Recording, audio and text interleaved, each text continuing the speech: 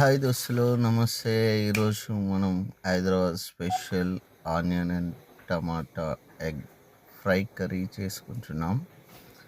చూడండి, ముందుగాల మనం కొంచెం కడాయిలోకి ఆయిల్ తీసుకొని, ఆయిల్ కొంచెం ఎక్కువ తీసుకున్నాను ఎందుకంటే ఇది ఫ్రై లాగా చేసుకోవాలి, అందుకోసం అని చెప్పేసి తీసుకున్నాను. ఎగ్ కొట్టి పోసుకున్న తర్వాత అది కొంచెం మనకు ఫ్రై లాగా అవుతుంది. ఫ్రై చేసుకున్న తర్వాత ఫ్రైని మనం ఎలా కర్రీ చేసుకోవాలి ఏంటి అనేది చూపిస్తాను చూడండి. మనకు ఎగ్ కర్రీ అందరు రెగ్యులర్గా చేసేది వేరు, ఇప్పుడు నేను చూపించే స్పెషల్ వేరండి. బాగుంటుంది, మీరు కూడా ట్రై చేయండి. నార్మల్గా అందరూ ఏం చేస్తారంటే ఎగ్ కర్రీ అనగానే, ఎగ్ టమాటా ఉల్లిగడ్డ కర్రీ అనగానే ఏం చేస్తారు, డైరెక్ట్ ఎగ్స్ దాంట్లో కొట్టి పోసేసి చేస్తూ ఉంటారు కదా. దానిలా కాకుండా ఇప్పుడు స్పెషల్గా చేద్దామని చెప్పేసి నేను ట్రై చేశాను. చాలా బాగుంటుంది. ఇవి కిందంగా కొంచెం ఫ్రై అయిన తర్వాత దాన్ని తిప్పేసుకున్నాము.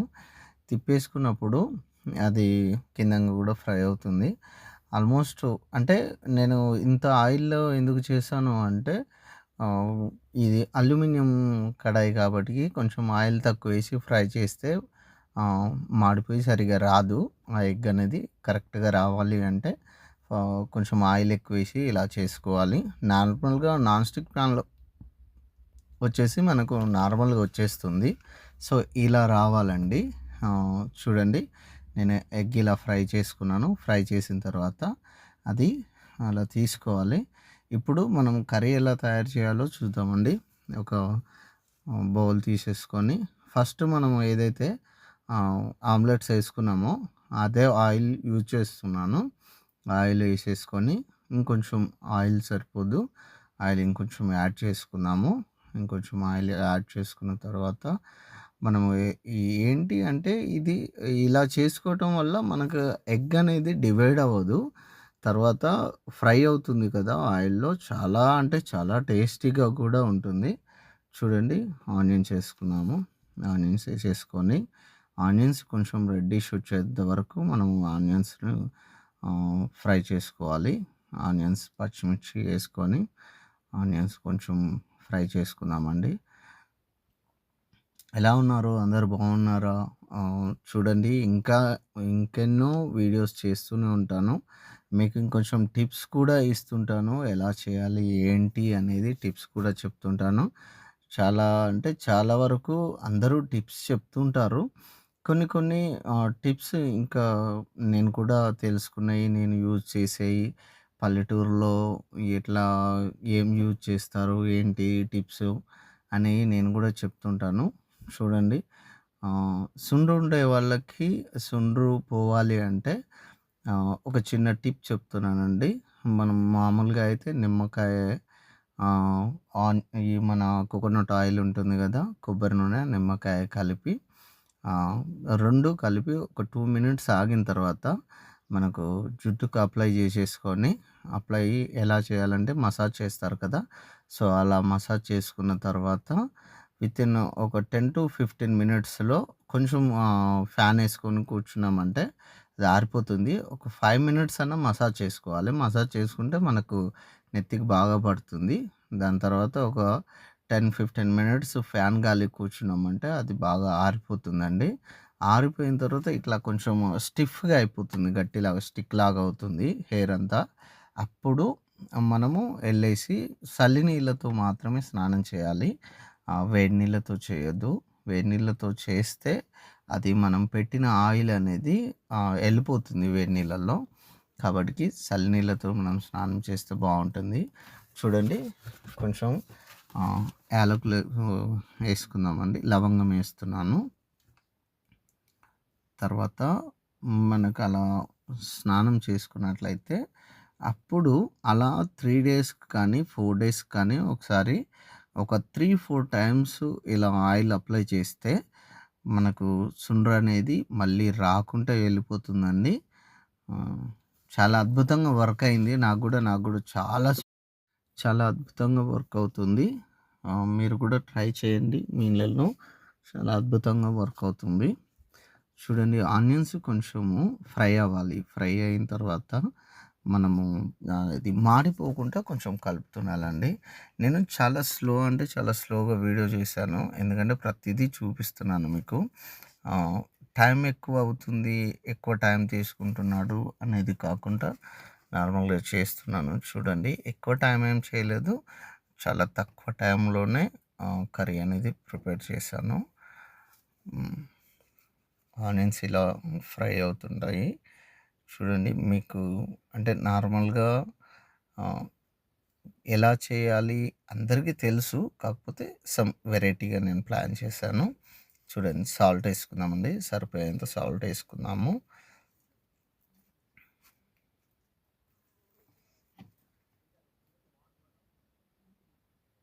కొంచెం పసుపు వేసుకుందామండి. కొంచెం పసుపు వేస్తున్నాను. సరిపోయేంత పసుపు వేసుకుందాము. మీకు తెలుసు ఎంత వేస్తే సరిపోతుంది అనేది. చూడండి, నార్మల్‌గా అయితే అందరూ చిటికెడు వేస్తారు. సో, పసుపు కూడా కొంచెం మరీ ఎక్కువ అవుతే చేదవుతుంది. అలా అని తక్కువ వేసుకుంటే బాగోదు. మీడియంగా వేసుకుంటే సరిపోతుంది, బాగుంటుంది. టమాటాలు వేసేసుకుందామండి. ఆనియన్స్ ఫ్రై అయిపోయాయి. టమాటాలు వేసుకుందాము. టమాటాలు వేసుకొని అవి కొంచెం టమాటాలు ఉడికేంత వరకు చూసుకోవాలి. టమాటాలు కొంచెం ఉడికాయంటే బాగుంటుంది కర్రీ. మీరు కూడా ఒకసారి ట్రై చేసి చూడండి ఎలా ఉంటుంది ఏందనేది. నేను చెప్పటము ఏదో నా వీడియోలో కొంచెం ఇలా వెళ్తాయి అనేది దానికంటే, నేను చెప్పిన దానికంటే మీరు ఇంట్లో ట్రై చేయటం వేరు. కొంచెం వెల్లిపాయలు ఏం చేద్దామంటే జస్ట్ అలా నలగొట్టేసి వేసేసుకుందాం. నడుములు ఇరగొట్టేద్దామండి ఎల్లిపాయలని. నడుములు ఇరగొట్టేసి కొంచెం కచ్చాపిచ్చా దంచేసి వేసేద్దాం. చూడండి, ఇలా టమాటాలు బాయిల్ అవుతాయి. టమాటాలు బాయిల్ అయిన తర్వాత కొంచెం మసాలా యాడ్ చేసుకుందామండి. ధనియాల పొడి, గరం మసాలా కొంచెం యాడ్ చేసుకుందాము. యాడ్ చేసుకుంటే మనకు బాగుంటుంది. కొంచెం అల్లం పేస్ట్ కూడా యాడ్ చేశాను. చూడండి, అల్లం పేస్ట్ యాడ్ చేసింది మనకు వీడియో కట్ అయిపోయింది. అది అల్లం పేస్ట్ కూడా యాడ్ చేసుకుందాము. వేసేసుకొని ఫస్టే కాకుండా కొంచెము టమాటాలు బాయిల్ అయిన తర్వాత అల్లం పేస్ట్ యాడ్ చేసుకుందాము. చూడండి, కారం పొడి వేసుకుందాం. సరిపోయేంత కారం వేసుకుందాం. కొందరు ఎక్కువ వాడతారు, కొందరు తక్కువ వాడతారు. మీరు ఎంతైతే తినగలుగుతారో, మీ స్టామినా ఎంత అవుతుందో అంతవరకు కారం యాడ్ చేసుకోండి, బాగుంటుంది. ఒకసారి మొత్తం అంతా టమాటా కర్రీని గోల గోల పెట్టి కలిపేసి గలిబిలి చేసేద్దాం. డెక్షను మొత్తం చూడండి, గలిబిలి చేసి పడేద్దాం. చేసేసిన తర్వాత మొత్తం బాగా కలిసిపోతుంది కదా. అలా కలిపేసిన తర్వాత ఇప్పుడు కొంచెం వాటర్ యాడ్ చేసుకున్నామండి. దీంట్లో చింతపండు వాటర్ కాదు నేను యాడ్ చేసేది, నార్మల్ వాటర్ యాడ్ చేసుకుందాము. చూడండి, ఎక్కువ కాకుండా ఒక 2 గ్లాసెస్, మామూలుగా మనము ఇంట్లో వాటర్ తాగుతాం కదా, దాంతో ఒక 2 గ్లాసెస్ వాటర్ యాడ్ చేసుకున్నాము. వాటర్ యాడ్ చేసేసుకొని కలుపుకుందామండి.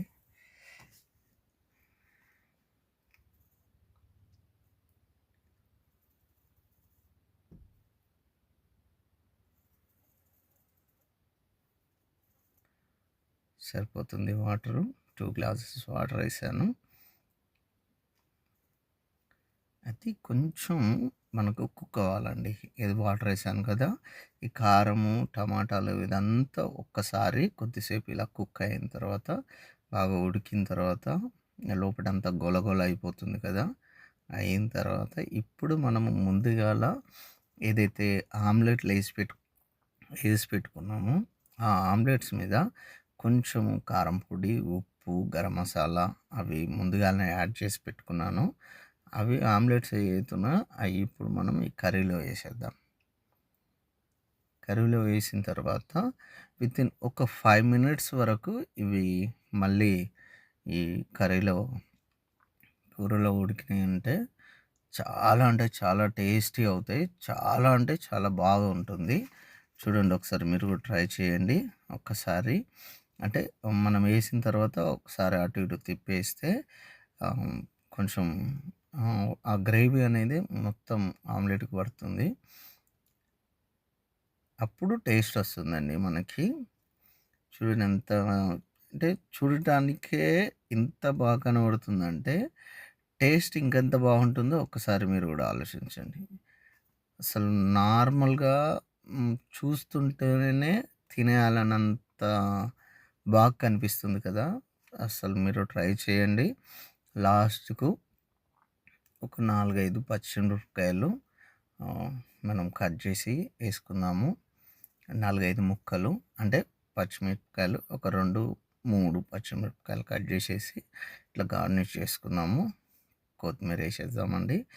కొత్తిమీర ఏసేసిన తర్వాత ఇప్పుడు మనం ఇంకా చేసేదేం లేదు. తెచ్చేయండి ప్లేట్స్. తినేద్దాం. ఎంత అద్భుతంగా ఉంటదంటే అంత అద్భుతంగా ఉంటది. మీరు గూడా ట్రై చేయండి ఫ్రెండ్స్. మీకు ఉన్నట్లయితే చెప్పాను గదా! ఆ టిప్ మీరు ఫాలో అవ్వండి. చాలా వర్క్ అవుతుంది. చాలా అంటే చాలా వర్క్ అయింది నాకు. అసలు ఏం కూడా చుండ్రు లేకుండా నాకు క్లియర్ అయిపోయింది. మీరు కూడా ట్రై చేయండి. ఎగ్ కర్రీ అయితే మీరు ఇంట్లో ట్రై చేయండి. ఎగ్ టమాటా అస్సలు నార్మల్‌గా కాదు సూపర్. Thank you.